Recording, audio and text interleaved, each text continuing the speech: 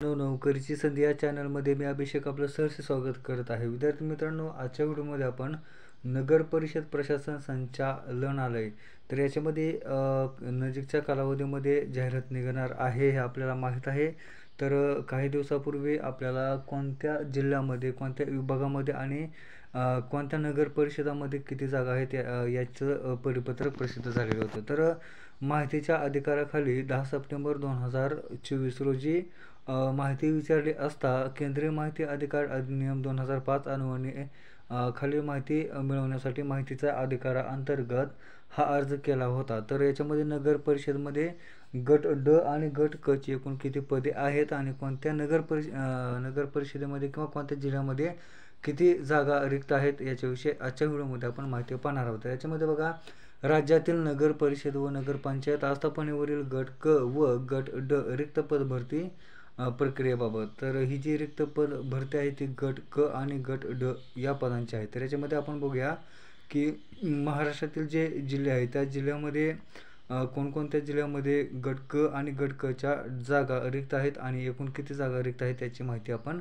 आजच्या व्हिडिओमध्ये पाहूया. तर बघा, सर्वात आधी आपण महाराष्ट्रामधील जो पालघर जिल्हा आहे या जिल्ह्याची माहिती पाहूया. तर पालघर या जिल्ह्यामध्ये बघा, एकूण गट क च्या 48 इतक्या जागा आहेत आणि गट क च्या 3 जागा आहेत, असे मिळून 51 जागा आहेत. त्याच्यानंतर रत्नागिरी या जिल्ह्यामध्ये एकूण गट क च्या 27 जागा आहेत आणि गट ड च्या 8 अशा एकूण 35 जागा आहेत. त्याच्यानंतर ठाणे जिल्हा गट क 27, गट ड 9 एकूण 36, रायगड गट क 24, गट ड 25 एकूण 49. त्याच्यानंतर पुढील जिल्हा आहे तो सिंधुदुर्ग गट क 13, गट ड 16 अशा एकूण 29 आहेत. त्याच्यानंतर बघा, विभागाचा विचार करायचा झाल्यास कोकण विभागामध्ये एकूण गट क च्या 139 आणि गट ड च्या 61 अशा मिळून 200 इतकी पदे गट क आणि ड ची रिक्त आहेत. त्याच्यानंतर बघा, पुढील विभाग आहे तो पश्चिम महाराष्ट्र ज्याला आपण म्हणतो पुणे विभाग. तर याच्यामध्ये कोल्हापूर जिल्ह्यामध्ये एकूण गट क च्या 33 जागा आहेत आणि गट ड च्या 10 जागा आहेत, अशा मिळून 43 जागा रिक्त आहेत. त्याच्यानंतर पुढचा जो जिल्हा आहे तो सोलापूर आहे. सोलापूरमध्ये गट क च्या 68, गट ड च्या 27 अशा एकूण 95 जागा रिक्त आहेत. त्याच्यानंतर सांगलीमध्ये गट क च्या 83 आणि गट ड च्या 16 अशा एकूण 99 जागा आहेत. त्याच्यानंतर सातारा जिल्ह्यामध्ये बऱ्याच जागा आहेत. सातारा जिल्ह्यामध्ये गट क च्या 91, गट ड च्या 30 असे मिळून 121 इतक्या व्हॅकन्सी आहेत. त्याच्यानंतर पुढील जो जिल्हा आहे तो पुण्यामध्ये गट क च्या 21 आणि गट ड च्या 33 अशा एकूण 54 व्हॅकन्सी आहेत. त्याच्यानंतर पुणे या जिल्ह्यामध्ये गट क च्या 296 आणि गट ड च्या 116 अशा मिळून 412 इतक्या व्हॅकन्सी रिक्त आहेत. त्याच्यानंतर पुढचा जो विभाग आहे तो नागपूर विभाग आहे. नागपूर विभागाचा विचार करायचा झाल्यास नागपूरमध्ये गट क च्या 95 तर गट ड च्या 34 अशा मिळून 129 व्हॅकन्सी आहेत.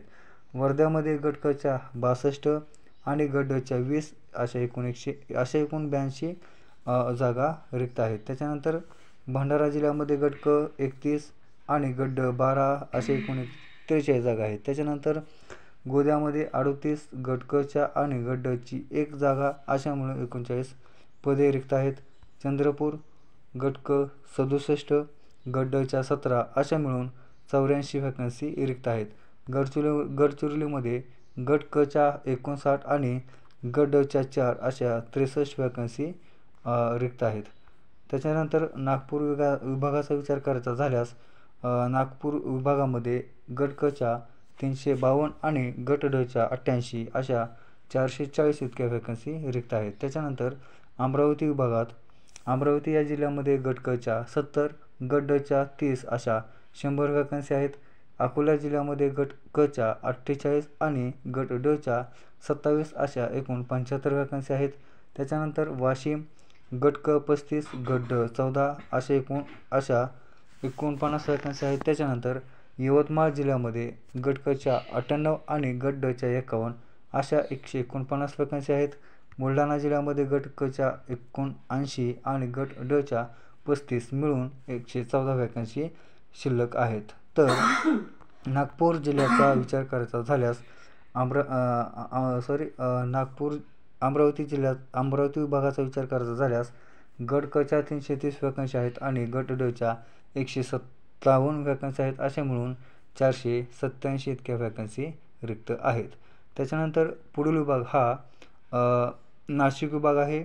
नाशिक विभागाचा विचार करायचा झाल्यास धुळ्यामध्ये गट क च्या 28 आणि गट ड ची 1 अशा 29 वॅकन्सी, अहमदनगर गट क च्या 125 आणि गट ड च्या 7 वॅकन्सी अशा 132 वॅकन्सी, नाशिकमध्ये गट क च्या 83, जळगावमध्ये गट क च्या 124 आणि नंदुरबारमध्ये गट क च्या 43 वॅकन्सी आहेत आणि या तिन्ही जिल्ह्यामध्ये गट ड च्या कोणत्याही प्रकारच्या वॅकन्सी शिल्लक नाही. असे मिळून नाशिक या विभागामध्ये गट क च्या 403 तर गट ड च्या 8 वॅकन्सी आहेत. अशा टोटल 411 इतक्या वॅकन्सी शिल्लक आहेत. त्याच्यानंतर पुढचा जो विभाग आहे तो औरंगाबाद विभाग आहे. औरंगाबाद विभागाचा विचार करायचा झाल्यास याच्यामध्ये औरंगाबाद जिल्ह्यामध्ये गट क च्या 68 तर गट ड च्या 23 वॅकन्सी अशा टोटल 91 वॅकन्सी आहेत. त्याच्यानंतर बीड या जिल्ह्यामध्ये गट क च्या 17, गट ड च्या 40 अशा टोटल 157 इतक्या वॅकन्सी आहेत. परभणी जिल्ह्यामध्ये गट क च्या 46 आणि गट ड च्या 30 मिळून 76 वॅकन्सी आहेत. जालना जिल्ह्यात गट क च्या 56, गट ड च्या 15 एकूण 71 इतक्या वॅकन्सी आहेत. त्याच्यानंतर औरंगाबाद विभागामध्ये पुढचा जो जिल्हा आहे तो उस्मानाबाद जिल्हा. तर आतापर्यंतचे जे आपण जिल्हे बघितले त्या सर्व जिल्ह्यामध्ये उस्मानाबाद या जिल्ह्यामध्ये सर्वात जास्त वॅकन्सी रिक्त आहेत आणि याच्यामध्ये गट ड चा विचार करायचा झाल्यास गट ड मध्ये सुद्धा 297 म्हणजे सर्वात जास्त वॅकन्सी या उस्मानाबाद जिल्ह्यामध्ये आहेत. तर उस्मानाबाद जिल्ह्यामध्ये गट क च्या 152 आणि गट ड च्या 297 मिळून 449 वॅकन्सी शिल्लक आहेत. त्याच्यानंतर पुढे हिंगोली गट क 40 आणि गट ड 11 मिळून 51 वॅकन्सी, लातूर गट क च्या 58 आणि गट ड च्या 12 मिळून 70 वॅकन्सी, नांदेडमध्ये गट क च्या 94 आणि गट ड च्या 129 अशा 223 इतक्या वॅकन्सी आहेत. त्याच्यानंतर औरंगाबाद विभागाचा विचार करायचा झाल्यास गट ड च्या 557 वॅकन्सी तर गट क च्या 631 इतक्या वॅकन्सी आहेत. अशा मिळून 1188 वॅकन्सी आहेत. तर संपूर्ण महाराष्ट्राचा विचार करायचा झाल्यास नगरपरिषद व नगरपंचायतीमध्ये गट क च्या 2151 तर गट ड च्या 987 अशा मिळून 3138 इतक्या वॅकन्सी शिल्लक आहेत. तर विद्यार्थी मित्रांनो, माहितीच्या अधिकाराअंतर्गत नगर परिषद आणि नगर पंचायत त्याच्यामध्ये ज्या वॅकन्सी आहेत जिल्ह्यावाईज आपण पाहिलेल्या आहेत. तर विद्यार्थी मित्रांनो, आपल्याला व्हिडिओ कसा वाटला हे आपल्या कमेंट बॉक्समध्ये नक्की कळवा. सोबत आपला चॅनल सबस्क्राईब करा. आपला चॅनल आपल्या जास्तीत जास्त मित्रांपर्यंत शेअर करा जेणेकरून त्यांना अशाच प्रकारचे नवनवीन अपडेट भेटत राहतील.